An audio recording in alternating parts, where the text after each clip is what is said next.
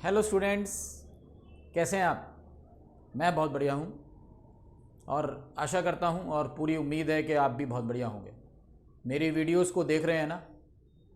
अब थोड़े दिनों बाद ये कन्फ्यूज़न नहीं होनी चाहिए कि क्या करें, कैसे करें। और ये भी तो बिल्कुल नहीं कहना कि इंडिया के अंदर भीड़ है, लेकिन सिर्फ उन्हीं कोर्सेज़ में भीड़ है जिनको हम पहचानते हैं। लेकिन आज मैं फिर एक नई वीडियो के साथ आपके साथ आया हूँ। अगर आपने साइंस लिए है विद बायो, तो मैं थोड़ा सा डिफरेंट फील्ड्स को भी बताऊंगा। जैसे कि आपको मालूम है कि अब मैं बिल्कुल फेमस हो गया, मेरे को बहुत सारे डायरेक्ट मैसेजेस आते हैं, लेकिन मैं ड्यू टू समय के कंस्ट्रेंट्स के कारण और ज़्यादा वीडियो नहीं बना पाता, क्योंकि मेरे को अपने सब्जेक्ट रिलेटेड भी वीडियो बनानी होती है। ठीक है, वो भी बड़ा ज़रूरी है ना, कि मेन काम तो वही है। ये तो मैं एक समझ लो कि जागरूकता फैला रहा हूँ कि कल को ये ना कहें कि सर आपको इतना मालूम था और फिर भी आपने ये हमारे को कंफ्यूज कर दिया। 5-7 साल बाद जो भगवान ने दे दिया हमने वही एक्सेप्ट कर लिया। हमने सोचा तो कुछ और था लेकिन मिला नहीं। ठीक है जी, तो आज की जो वीडियो है उससे पहले मेरे वीडियो को लाइक कर दीजिए, क्योंकि आपको मालूम है अच्छी तो होने वाली है। सब्सक्राइब भी करिए और शेयर ज़रूर करना। और जो हमारा डिस्क्रिप्शन बॉक्स होता है उसके अंदर इसके नोट्स मिल जाएंगे बाकायदा। ये तो मैंने बोर्ड पे लिखा हुआ है। आप बार बार ये मत सोचिए सर हटिए, ऐसा नहीं है, बिल्कुल भी ऐसा नहीं है। तो ये तो लिखा ही हुआ है, लेकिन आपने जो मेन चीज़ है उसको समझना है कि मेरी जो न्यूटन कॉलेज की जो यूट्यूब साइट है, न्यूटन कॉलेज 1991, उसमें प्लेलिस्ट के अंदर ये सारी करियर मोटिवेशन मिलती हैं। क्योंकि स्टूडेंट्स के लिए बाकी प्लेलिस्ट हैं, जिसके अंदर कि वो 12th के मैथ्स और अकाउंट्स की क्विक रिवीजन को देख सकते हैं। लेकिन जो कंफ्यूज्ड हैं, खुद कंफ्यूज नहीं है लेकिन अपने बच्चे के लिए कंफ्यूज्ड हैं, अपने दोस्तों के लिए कंफ्यूज्ड हैं, अपने समाज के लिए कंफ्यूज्ड हैं, उनके लिए आपको मेरी प्लेलिस्ट में जाना होगा, जिस प्लेलिस्ट का नाम है करियर एंड मोटिवेशन। ऐसा ही हमारा पेज भी है इंस्टा पर, तो उसको आप लाइक एंड शेयर करिए, तो आपको समय समय पर जैसे जैसे मिलेगा। क्योंकि कहते हैं ना, अभी पहली वीडियो डाली है उसको देखने तो दीजिए, समझने तो दीजिए। समय मिला, अब मैंने ये बायो के ऊपर बनाई है। तो देखिए, बायो जब एक बच्चा लेता है ना, एक चीज़ मैं आपको पहले बता दूं, मैंने आपको कई वीडियोस में पहले बात ये बताई है कि मेरा पर्पज़ आपकी सोच को चेंज करना नहीं है। और ज़रूरी नहीं है कि मैं 100% सही हूँ। जैसे वो फिल्मों के शुरू में लिखा आता है ना, इस फिल्म में दिखाए गए सभी पात्र व घटनाएं काल्पनिक हैं, इनका किसी भी रियलिटी से कोई लेना देना नहीं है, अगर हो जाती हैं तो वो एक संयोग मात्र है। लेकिन ऐसा नहीं है कि ये सब कुछ झूठ है, लेकिन ये मेरी अपनी सोच है। बात समझ रहे हैं? ये मेरी अपनी सोच है, मेरी अपनी रिसर्च है, मेरी अपनी नॉलेज है। ये सही भी हो सकती है, गलत भी हो सकती है। ऐसा गलत वाली तो नहीं बोलूँगा, गलत बिल्कुल भी नहीं है, क्योंकि मैंने रिसर्च किया हुआ। लेकिन ये मेरी अपनी सोच है, आपकी सोच अलग है। सिर्फ इसको नॉलेज पर्पज़ के लिए आप देखिए, और अगर आपको अच्छा लगता है तो इसको अपनाइए। ठीक है, चलिए आज ये शुरू करते हैं। नेक्स्ट वीडियो जल्दी ही 2-4 दिन के अंदर मैं अब कॉमर्स फील्ड के बारे में डालने वाला हूँ, जिसके अंदर CA CS, और कई बच्चे कह रहे थे सर BCom ऑनर्स के बाद क्या करते हैं, जो मेरे स्टूडेंट्स हैं पुराने, उन्होंने डायरेक्ट मैसेज डाला, और MBA वगैरह के बारे में भी। तो नेक्स्ट वीडियो नेक्स्ट वीक जो है, आज हो गया थर्सडे हो गया ना, तो मतलब मंडे के आसपास मैं दूसरी वीडियो डालूंगा। तो आज मैं बात कर रहा हूँ साइंस के बारे में। बिल्कुल ध्यान से सुनना है, क्योंकि जब साइंस बायो लेता है बच्चा, तो उसके दिमाग में सिर्फ और सिर्फ वो डॉक्टर आता है, डॉक्टर नागरानी या कोई और डॉक्टर, जो 1000 रुपये या 1500 रुपये सिर्फ दवाइयाँ लिखने के ले रहा है। मतलब आपको ऐसे देखता, अच्छा ये हो गया, सिम्टम बताइए, चलिए ये दवाइयाँ लीजिए, चलिए। मतलब विदिन 5 मिनट, हम 2-2 घंटे लाइन में लगे रहते हैं, और विदिन 5 मिनट वो कहता है जी 1000 रुपये दीजिए, 1200 रुपये दीजिए और ये दवाई लीजिए। और दवाइयाँ लेने के बाद, मतलब दवाइयाँ लिखवाने के बाद हम कहाँ चले जाते हैं? केमिस्ट की शॉप पे चले जाते हैं। वो भी हमारे से 1,500-2 हज़ार रुपये झाड़ लेता है। मतलब 5-6 दिन की दवाइयाँ, और हमारे से 2-2.5-3 हज़ार रुपये मतलब एक तरह से छीन लिए जाते हैं। तो हमारे को ये लगता है कि भी हम ठगे गए। ठीक है, लेकिन जब 5 दिन बाद ठीक हो जाते हैं तो कहते हैं चलो पैसा वसूल हो गया। तो इसी तरह से बायो के स्टूडेंट के मन में भी यही बात रहती है कि वो नीट का एग्ज़ाम दे और मेडिकल की फील्ड में जाकर MBBS करे। बस यही सबसे पहला फोकस होता है। जैसे मैंने इंजीनियरिंग वाली फील्ड में बताया था कि जब भी बच्चा साइंस लेता है, मैथ्स लेता है, पीसीएम लेता है, तो उसका सिर्फ एक ही टारगेट होता है, मेरे को बीटेक करना है। 95% student, more than 90% student BTech करना है, बीटेक करना है, बीटेक करना है, सीएस में करना है, आईटी में करना है, सीएस में करना है, आईटी में करना है। उसी तरह से मोर देन 90% स्टूडेंट्स जो बायो लेते हैं उनका सिर्फ एक ही एक टारगेट होता है कि वो नीट का एग्जाम देंगे और मेडिकल के अंदर, एमबीबीएस के अंदर, बस और कुछ नहीं सोचते, और कुछ भी नहीं सोचते। और फिर कहते हैं जी हमारा एडमिशन नहीं होता। यार मैंने तो 720 का एग्ज़ाम दिया था, अभी हमारे एक जानकार हैं, किसी के 300 नंबर आ रहे हैं, किसी के 400 आ रहे हैं। 2 साल बच्चा पढ़ता रहा, ना सीबीएसई में कुछ कर पाया और ना नीट के अंदर कुछ आया।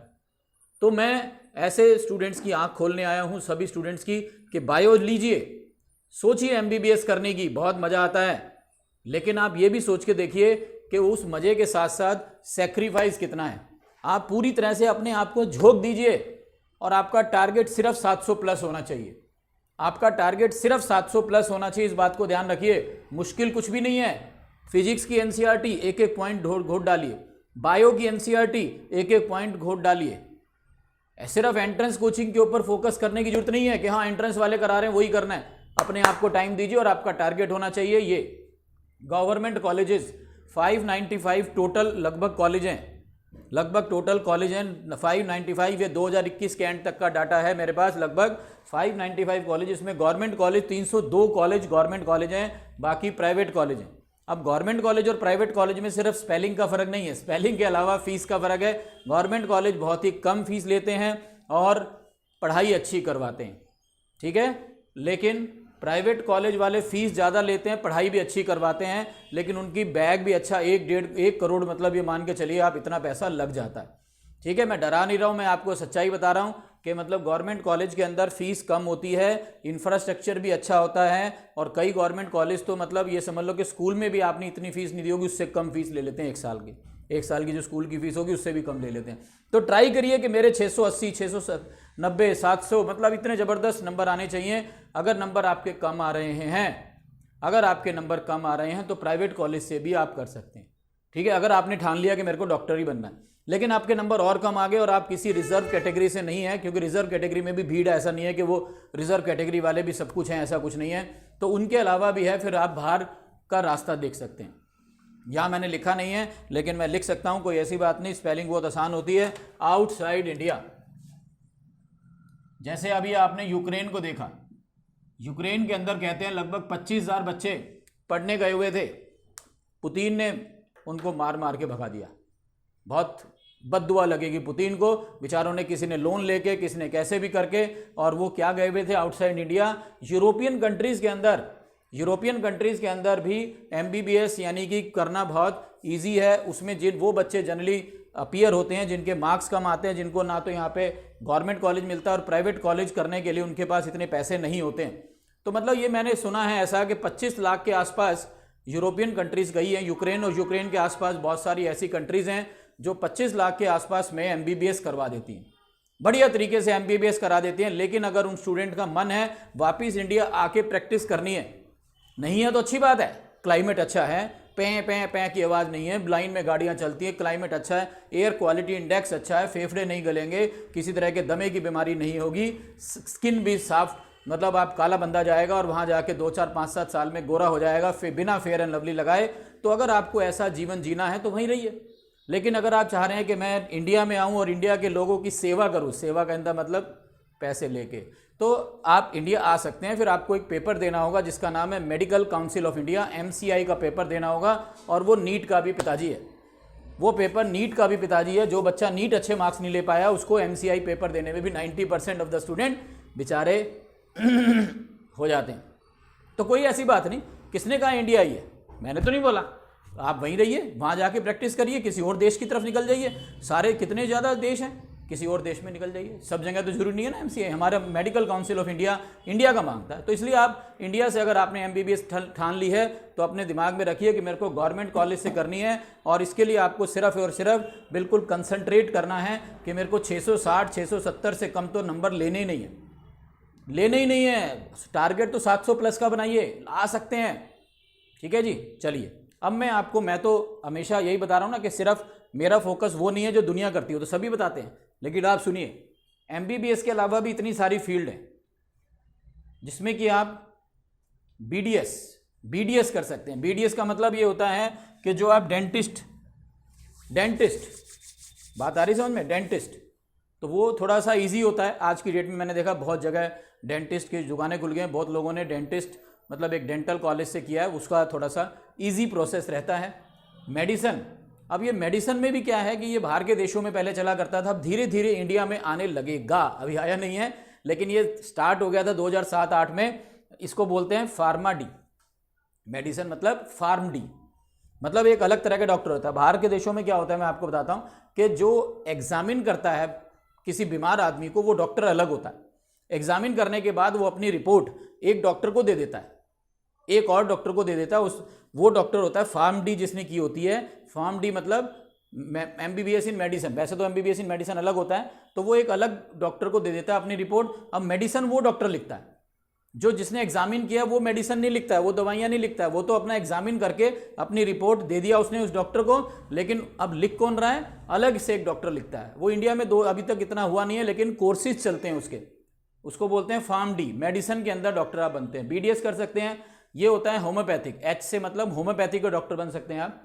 A का मतलब है आयुर्वेदिक डॉक्टर बन सकते हैं। यूनानी मतलब ये एक अलग तरह की, जैसे आयुर्वेदिक होती है उसी तरह से एक और कल्चर है यूनानी कल्चर, उसमें भी आप बन सकते हैं। नेचुरोपैथी मतलब आज की डेट में लोग जो है 10-10 दिन का ट्रिप मारते हैं, कहीं बेंगलोर जाता है, कोई कहीं जाता है, कहीं जाता है, वो वहीं रहते हैं, उसमें उनको योगा कराया जाता है, खाना पीना खिलाया जाता है, अलग तरह का बिल्कुल। और केजरीवाल जी भी हर साल मेरे ख्याल एक बार जरूर जाते हैं और उनका पूरा शरीर क्लीन कर दिया जाता है, सुबह से शाम तक उनको वहीं रहना होता है, मोबाइल भी अलाउड नहीं होता है तो बिल्कुल लिमिटेड होता है, मतलब दुनियादारी से बिल्कुल अलग करके सुबह से शाम तक योगा, अच्छी तरह का खाना, अच्छे विचार, पूरा शरीर क्लीन करना होता है।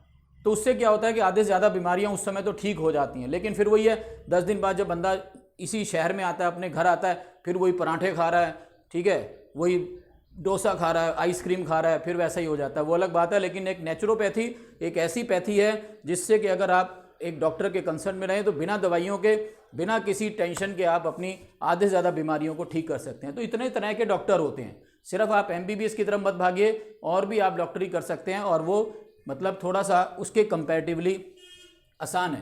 तो ये मैंने कॉलेज की बात बताई। अब जो सीट्स होती हैं वो लगभग 2021 के एंड तक 88,000 के करीब सीट्स हैं। सीट भी कम नहीं है, लेकिन बच्चे ही बहुत है ना, 15-16 लाख बच्चे तो यार नीट में बैठ ही जाते हैं। ये तो मतलब एक रफ फिगर है, फिर भी 88,000 के करीब सीट्स हैं, जिसमें गवर्नमेंट कॉलेज के अंदर 44,000 है। लेकिन प्रॉब्लम पता क्या है कि 15% जो सीटें हैं वो सेंट्रल गवर्नमेंट के लिए, मतलब सेंटर के लिए होती है। जैसे मैं दिल्ली में रहता हूँ, ठीक है, बेंगलोर के अंदर कोई गवर्नमेंट कॉलेज है, तो बेंगलोर के अंदर जो गवर्नमेंट कॉलेज है उसमें 85% तो बेंगलोर का बच्चा ही सीट ले पाएगा, उसमें 85% तो बेंगलोर का बच्चा ही सीट ले पाएगा, बाकी 15% जो है वो सेंट्रल गवर्नमेंट के लिए, मतलब मैं भी अप्लाई कर सकता हूं, तो 15% सीटें उसके लिए होती हैं। या तो आप ऐसा करिए कि शुरू से ही प्रोग्राम बना लीजिए 10th ऑनवर्ड कि 11th-12th कहीं बाहर रहेंगे, किसी ऐसे स्टेट में रहेंगे जहाँ पे ये सीटें नहीं फिल होती हैं। कई बार ऐसे स्टेट देखे गए हैं जिसके अंदर पूरी 85% सीटें वहाँ पे फिल नहीं होती हैं, कुछ रह जाती हैं। तो आप 11th-12th वहीं से करिए, वहाँ का डोमिसाइल ले लीजिए, वहीं का एड्रेस ले लीजिए, कोई आपका रिश्तेदार वगैरह रहता है, ये नहीं कि सड़क पर रहना है, कोई हॉस्टल में रहना है, क्योंकि आप हॉस्टल में रहेंगे, कहीं भी ऐसे रहेंगे तो आपका डोमिसाइल नहीं बनेगा, एड्रेस नहीं होगा। लेकिन अगर आप किसी रिश्तेदार के पास जाके वहाँ पे एड्रेस चेंज करा लेते हैं, अपना आधार कार्ड वगैरह चेंज करा लेते हैं, तो आपका एड्रेस वहीं का हो जाएगा, तो आप उसी स्टेट के माने जाओगे और आधार कार्ड वगैरह सब चेंज हो जाता है, तो आपकी ये यहाँ पे ये फैसिलिटी हो जाएगी। लेकिन ऐसा मैं प्रेफर नहीं करूँगा आप लोगों को, यहीं रहिए, अपने घर के पास रहिए, लेकिन पढ़ते रहिए, कोशिश करिए 680+। तो ये तो बात रही मेडिकल की, जो हर बच्चे को पता होती है जब वो बायो लेता है। लेकिन फिर भी मैंने आपको बताया कि और भी बहुत सारी फील्ड है जो डॉक्टरी से रिलेटेड। अब बात करते हैं पैरामेडिकल। जैसे हम हॉस्पिटल जाते हैं, हॉस्पिटल में सिर्फ डॉक्टर ही तो नहीं होते, डॉक्टर के अलावा भी आपने देखा होगा बहुत सारी चीज़ें होती हैं। डॉक्टर की हेल्प कौन करता है? कंपाउंडर करता है, नर्स करती है, ठीक है। और हॉस्पिटल के अंदर क्या होता है? मेडिसिन्स होती हैं। और हॉस्पिटल के अंदर क्या होता है? There are so many type of machines जो आपकी जाँच करती हैं, और बहुत सारे लोग जो आपकी जांच में हेल्प करते हैं। एक बंदा आता है, ऐसे पिन मारता है, खून निकलता है, ठीक है, वो खून निकाल के उसको स्ट्रिप पे लगाता है, तो शुगर की एक मशीन से वो शुगर टेस्ट हो जाती है। एक बंदा आता है बीपी चेक करता है, एक बंदा आता है, आपको किसी ने एक्सरे के लिए बोला तो एक्सरे के लिए आपको कर, मतलब आप खुद सोचिए, आप नहीं भी गए होगे तो फिल्मों में आपने देखा होगा कि हॉस्पिटल के अंदर सिर्फ डॉक्टर के अलावा कितनी सारी चीज़ें होती हैं। तो भाई वो सभी सारी चीज़ें कर सकते हैं, उनको क्या बोलते हैं हम, पैरामेडिकल। सोच के तो देखिए, क्या हॉस्पिटल में सिर्फ डॉक्टर नज़र आता है? नहीं, डॉक्टर के अलावा भी बहुत सारी चीज़ें नज़र आती हैं, उनको बोलते हैं पैरामेडिकल। जैसे फिजियोथेरेपी, एक बंदे का एक्सीडेंट हो गया, गुम चोट लग गई, अब डॉक्टर ने तो उसका ऑपरेशन कर दिया, सब कुछ कर दिया, घुटने चेंज कराने थे, घुटने चेंज कर दिए डॉक्टर ने, अब वो तो निकल लेगा, दूसरे का ऑपरेशन करेगा और वो कह जाएगा जैसे ही 3-4 दिन बाद आपको खड़ा करके चलाने लगेंगे ना जी, आपको कम से कम 15-20 दिन फिजियोथेरेपी करानी है। अब आज की डेट में पता बंदा क्या सोचता है, 250-300 रुपये डेली। यार उसने ऑपरेशन में 1.5 लाख रुपये लगा दिया, 3 लाख रुपये लगा दिया, लेकिन जब बात आती है फिजियोथेरेपी की, 250 रुपये 300 रुपये डेली 15 दिन, यार 4,500-5,000 रुपये। वो 1-2 दिन कराता है, 2-4 दिन कराता है और उसके बाद सोचता है मैं अपने आप कर लूँगा, मैं ही ट्रेंड हो गया, मैं ही ट्रेंड हो गया। और फिर जब 1 साल के बाद वो जो कटोरियाँ होती है ना घुटने में डाली होती है, उसके अंदर जब छोले डाल के खा लो, ऐसी कटोरियाँ हो जाती है। फिर कहते हैं डॉक्टर बेकार है, डॉक्टर ने ऑपरेशन अच्छा नहीं किया, लेकिन आपने डॉक्टर की बात भी तो नहीं मानी। तो आने वाले टाइम में फिजियोथेरेपी का बहुत बढ़िया स्कोप होने वाला है। हर बंदा परेशान है, पार्क नहीं जाता है, सुबह आराम से उठता है, रात को देर तक सोता है, सुबह आराम से उठता है, रात को देर तक सोता है। पार्क का तो मुंह इसलिए देखता है भाई कि भाई आते जाते दिख जाए बस। तो कभी किसी के यहाँ पेन हो रहा है, कभी किसी के यहाँ पेन हो रहा है, कभी किसी के कहीं पेन हो रहा है। आने वाले टाइम में फिजियोथेरेपी का बहुत ज़्यादा, साइकोलॉजी बहुत ज़्यादा स्कोप होने वाला है। ऑक्यूपेशनल थेरेपी, ऑक्यूपेशनल थेरेपी मतलब इसमें आपसे काउंसलिंग की जाएगी, मतलब कि आपको क्यों परेशानी है, स्ट्रेस क्यों है, सिर में दर्द क्यों रहता है, क्यों आपको ऐसा लगता है कि मैं बीमार हूँ, बीमार नहीं हूँ फिर भी आपको बीमार जैसी फीलिंग लगती है, आपके शरीर में जान नहीं है। ऐसी थेरेपीज करवा के, बातें कर करके, आधे घंटे पौने घंटे बात कर करके, थेरेपी कर करके उस बंदे को ठीक किया जाता है। ऑक्यूपेशनल थेरेपी, फिजियोथेरेपी करिए, साइकोलॉजी में कुछ करिए, साइकोलॉजी में कुछ करिए, काउंसलर बनिए। देखिए जैसे मेरे का अब मन कर रहा है कि मैं भी काउंसलर करूं, मेरे पास अब बच्चे आ रहे हैं, मेरे से पूछते हैं, मेरे को बहुत अच्छा लगता है, मैं आधा घंटा उनकी काउंसलिंग करता हूं, वो बहुत फ़ायदा उठाते हैं। कई बच्चे, ये अलग बात है कि 31वें मिनट में ही वैसे ही हो जाते हैं, लेकिन वो अगर वो कंटिन्यूस काउंसलिंग की जाए, कंटिन्यूस समझ रहे हैं, कंटिन्यूस, मैंने तो आधा घंटा बोल दिया, एक बच्चे को पकड़ा, उसके बारे में बात करी, उससे पूछा, वो बहुत इंप्रेस हो गया, मोटिवेट हो गया, लेकिन 2 घंटे बाद फिर वैसा ही हो गया। लेकिन अगर आप कंटिन्यूस प्रोसेस में रहेंगे, उसको बोलेंगे 2 दिन बाद फिर आ भाई, 4 दिन बाद फिर आ, तो आप 8-10 काउंसलिंग इकट्ठी अगर करेंगे ना थोड़े थोड़े गैप पर, तो वो बंदा चेंज हो जाता है। ये सारा खेल आपको मालूम है ना, दिमाग का खेल है, दिमाग हमारा असली मशीन है। तो वो ऑक्यूपेशनल थेरेपी, ठीक है, साइकोलॉजी, ये सब चीज़ें कर सकते हैं आप। इसके अलावा जैसे लैब टेक्नीशियन मैंने बताया ना, जो वो ब्लड की जांच करता है, एक्सरे की मशीनें, फिर उसके बाद जो रिपोर्ट आती है उस पर डॉक्टर साहब के साइन होते हैं कि हाँ भाई आपको इतनी इतनी बीमारी है, इतनी इतनी बीमारी है, तो वो लैब टेक्नीशियन का कोर्स आप कर सकते। बीएससी नर्सिंग, इवन मैंने देखा एम्स के अंदर भी बीएससी नर्सिंग है। हम एम्स में डॉक्टरी के लिए भागते हैं, नर्सिंग के लिए नहीं भागते, जबकि नर्स की गवर्नमेंट हॉस्पिटल में नर्स की सैलरी जो है बहुत अच्छी सैलरी है। पता ही नहीं होता हम लोगों को कि नर्स की सैलरी अच्छी है, लेकिन हम सोचते हैं कि नर्सिंग क्या करनी है। नर्सिंग बाहर भी बहुत, मतलब आप किसी यूके में, यूएस के अंदर, कनाडा के अंदर जाते हैं, और मतलब अगर इन कंट्रीज़ में ना जाएं, यूक्रेन वगैरह के अंदर, वहाँ से आप बीएससी नर्सिंग करिए, कहीं से भी करिए, और इतनी डिमांड है नर्सिंग की, डॉक्टर से ज़्यादा नर्सिंग की डिमांड है। आपको पता है यूएस के अंदर, कनाडा के अंदर, अच्छी बड़ी कंट्रीज़ के, इतना हाईली पेड जॉब है ये बीएससी नर्सिंग। तो why should we go to MBBS nursing? क्यों? क्योंकि एमबीबीएस के अंदर आपको एक स्पेशलाइजेशन मिलेगा, नर्सिंग तो हर हॉस्पिटल में चाहिए। इवन एक छोटे से, क्या कहते हैं उसे, छोटा जो हॉस्पिटल होता है वो नर्सिंग होम टाइप, उसके अंदर भी चाहिए होता है, ठीक है। ये तो आंखों की हो गया। वेटरनरी मतलब आजकल जानवर, क्योंकि हर बंदे का एक शौक हो गया कि मैं अपने घर में कुत्ता, बिल्ली या कुछ ऐसी चीज़ पालूं, तो वेटरनरी डॉक्टर बहुत बढ़िया आज की डेट में। फार्मा तो आप जानते ही हैं, फार्मा एक ऐसा सेक्टर है, पिछले 2 साल में तो सबको पता चल गया कि जैसे ही कोरोना आया तो भाई रिसर्च स्टार्ट हो गई। तो आप देखिए रिसर्च की फील्ड में भी जा सकते हैं, अंडर ग्रेजुएशन कोर्स करके, अंडर ग्रेजुएट से बायो केमिस्ट्री कर लिया, बायो इन्फॉर्मेटिक कर लिया, मतलब आपने बीएससी कर लिया, और उसके बाद आप रिसर्च की फील्ड में जाइए। फार्मास्यूटिकल कंपनी में आप जा सकते हैं। फार्मास्यूटिकल, भाई जब वैक्सीन आई, कोरोना की वैक्सीन, तो ऐसी बटन दबाते आ गई क्या?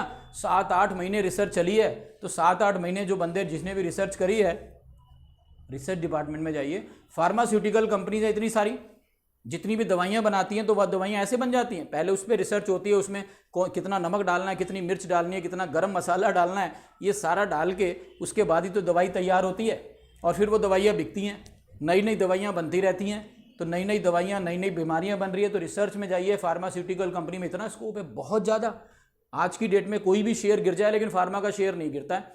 तो ऐसी कंपनियों में जाइए तो सही। सिर्फ ये क्या है, पैसा यहाँ पर भी बहुत है, बहुत पैसा है। और थोड़े टाइम बाद मैं आपको एक और बताऊँ अंदर की बात, सुनना ध्यान से। इतनी आप लाइक करिए, जिसको लाइक करिए, शेयर करिए, ठीक है।